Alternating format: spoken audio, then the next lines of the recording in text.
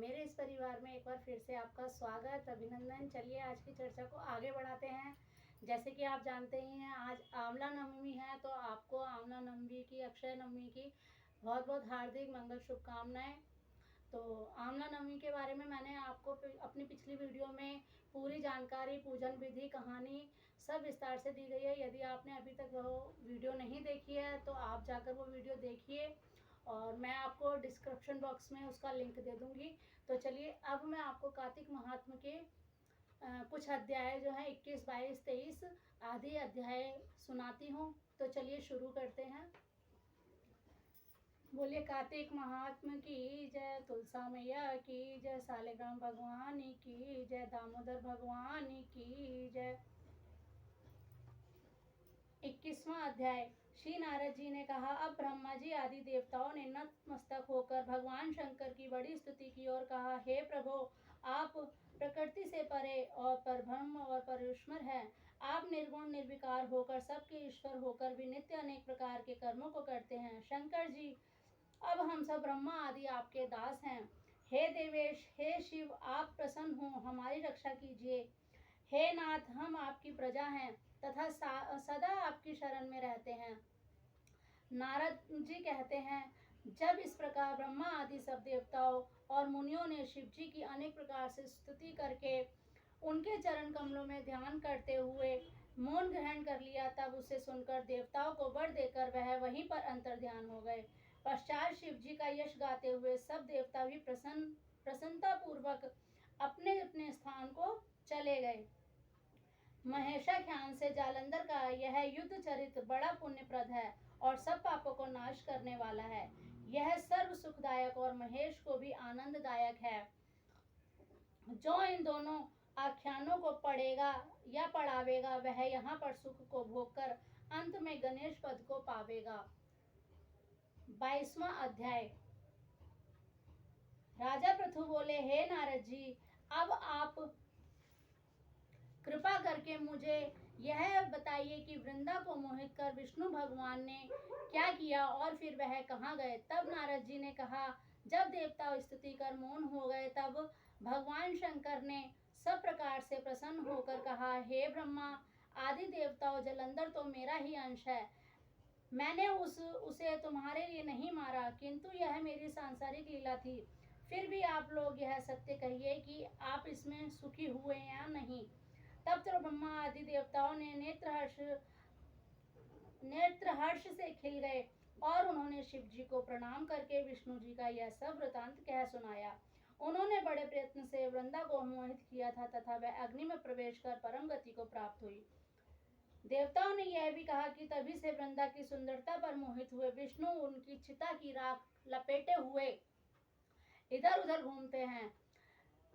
अतएव आप उन्हें समझाइए, क्योंकि यह प्रकृति सदा चराचर आपके अधीन है। देवताओं से यह वृतांत सुन शंकर जी ने उन्हें अपनी दुस्तर माया समझाई और कहा कि हे, यह सारा जगत उसी के अधीन है। उसी से मोहित विष्णु भी काम के वश हो गए हैं। परंतु महादेवी उमा त्रिदेवी की जननी सबसे परे हैं। वह मूल प्रकृति परम मनोहर और वहीं गिरजा भी कहलाती हैं। अतएव विष्णु का मोह दूर करने के लिए आप सब उनकी शरण में जाइए। यदि वह प्रसन्न हो जाएंगी तो आपका सब कार्य सिद्ध हो जाएगा। भगवान शंकर की आज्ञा से सब देवता मूल प्रकृति को प्रसन्न करने चले।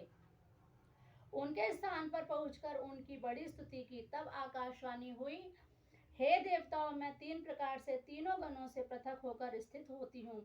सत्य गण से गौरी, रजोगुण से ज्योति रूप हूँ। अतएव अब आप लोग मेरी रक्षा से यदि सादर उन देवियों के पास जाओ तो वह तुम्हारे सब मनोरथ को पूर्ण कर देंगी। यह वाणी सुनकर देवताओं के नेत्र खुल गए। वह भगवती का आदर करते हुए गौरी, लक्ष्मी और सरस्वती को प्रणाम करने लगे। सब देवताओं ने भक्ति पूर्वक उनको स्मरण किया। वह सब देवियां प्रकट हो गईं। सब देवताओं ने प्रसन्न होकर भक्ति पूर्वक अपना निवेदन किया। देवियों ने कुछ बीज देकर कहा, इन्हें ले जाकर दे दो, तुम्हारे सब कार्य सिद्ध हो जाएंगे। ब्रह्मा आदि देवताओं ने उन बीजों को भगवान विष्णु के पास ले गए और उन्होंने वृंदा की चिता भूमि में डाल दिया। उससे धात्री, मालती और तुलसी प्रकट हुई। भगवान विष्णु ने जो ही उन स्त्री रूप वाली वनस्पतियों को देखा, वह उठ बैठे, कामासक्त चित्त से मोहित हो उनसे याचना करने लगे। धात्री और तुलसी ने उनसे प्रीति की।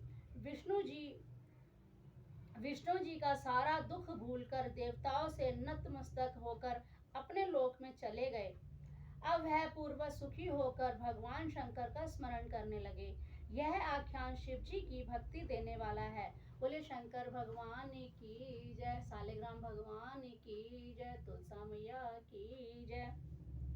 23वां अध्याय। नारद जी ने राजा पृथु से कहा, हे राजन, इसी कारण के उद्यापन से तुलसी की जड़ में भगवान विष्णु की पूजा की जाती है। तुलसी का पूर्व प्रदेश भगवान विष्णु को प्रसन्न करने वाला है। हे राजन, तुलसी का पौधा जिस घर में वर्तमान है, वह घर तीर्थ स्वरूप है और उस घर में यम के दूत कभी नहीं आते। सब पापों को नाश करने वाला, अभिष्ट फल देने वाला है। जो मनुष्य तुलसी का पौधा लगाता है, वह धर्मराज को नहीं देखता। भगवती नर्मदा का दर्शन, गंगा स्नान व तुलसी के पौधे का संसर्ग, यह तीनों पुण्यप्रद हैं। तुलसी का पौधा लगाने से, सींचने से, दर्शन मात्र से, तुलसी को छूने से कामिक, वाचिक और मानसिक आदि संपूर्ण पाप नष्ट होते हैं। जो प्राणी तुलसी के दल से भगवान शंकर का पूजन करते हैं, वह पुनः गर्भ में नहीं जाते। निसंदेह वह जीवन मुक्त हो जाते हैं। तुलसी के दल से पुष्कर आदि समस्त तीर्थ, गंगा आदि संपूर्ण नदियां और विष्णु प्रभृति सब देवता निवास करते हैं। तुलसी के साथ यानी तुलसी के पास जो अपना प्राण विसर्जन करता है, वह चाहे कितना बड़ा पापी क्यों न हो, उनको यमराज नहीं देखते। हे राजन, जो लोग तुलसी के काष्ठ का चंदन लगाते हैं, वह सहज ही मोक्ष को प्राप्त हो जाते हैं। उनके द्वारा किए गए भी अनेक प्रकार के शरीर से स्पर्श नहीं कर उनके द्वारा किए गए पाप भी शरीर से भी स्पर्श नहीं कर पाते। हे राजन, जहाँ तुलसी के वन की छाया हो, वहां पर पितरों के निमित्त दिया हुआ दान सर्वदा के लिए अक्षय फल प्राप्त कराता है। हे राजन, आंवले के वृक्ष की छाया में जो प्राणी पिंडदान करते हैं, उनके पितर यदि नरक में भी यातना भोग रहे हों, तो भी वे मुक्त हो जाते हैं। सिर, हाथ, मुंह और देह में जो आंवला को धारण करते हैं, उनको विष्णु रूप जानना चाहिए। आंवले के फल और तुलसी के दलों को पानी में मिलाकर जो प्राणी स्नान करते हैं, उनको गंगा स्नान का फल मिलता है। जो मनुष्य आंवले के पत्तों और फलों से देवताओं का पूजन करते हैं, उनको स्वर्ण मणि और मोतियों द्वारा पूजन का फल प्राप्त होता है। कार्तिक मास में सब तीर्थ, ऋषि, देवता और सब यज्ञ जब सूर्य तुला राशि में होता है, आंवले के वृक्ष में वास करते हैं। जो मनुष्य द्वादशी तिथि को तुलसी का दल और कार्तिक में आंवला पत्ता तोड़ता है, वह रौरव नरक में वास करता है। जो कार्तिक में आंवला की छाया में बैठकर भोजन करते हैं, उसके अंत संसर्ग में सब दोष नष्ट हो जाते हैं। कार्तिक मास में जो आंवले की जड़ में भगवान विष्णु का पूजन करता है, उसको श्री विष्णु क्षेत्र के पूजन का फल प्राप्त होता है। आंवले और तुलसी की महत्ता का वर्णन करने में श्री ब्रह्मा जी भी असमर्थ हैं। इसलिए धात्री और तुलसी की जन्म कथा सुनने से मनुष्य अपने वंश सहित मुक्ति प्राप्त करता है। बोलिए तुलसा मैया की जय, सालिग्राम भगवान की जय, कार्तिक महात्मा की जय, दामोदर भगवान की जय। तो ये थे आज के कुछ अध्याय जो मैंने आपको सुनाए। आशा करती हूँ आपको ये अध्याय बहुत अच्छे लगे होंगे। यदि आपको अच्छे लगे तो आप लाइक शेयर जरूर कीजिए, और मेरे चैनल को अभी तक आपने अगर सब्सक्राइब नहीं किया है तो सब्सक्राइब कीजिए। आज के लिए बस इतना ही। अगली वीडियो में नए अध्याय के साथ फिर से मिलती हूँ। और आज जैसे कि आप जानते ही हैं, आंवला नवमी है, तो इसकी आप पूजा कीजिए, विधिवत पूजा कीजिए, और विस्तार से वीडियो में जानकारी प्राप्त करने के लिए मेरे लिंक पर जरूर जाइए। आज के लिए बस इतना ही। मिलती हूँ अगली वीडियो में। तब तक के लिए राधे राधे। जय श्री कृष्णा, जय गौ माता, जय गोपाल।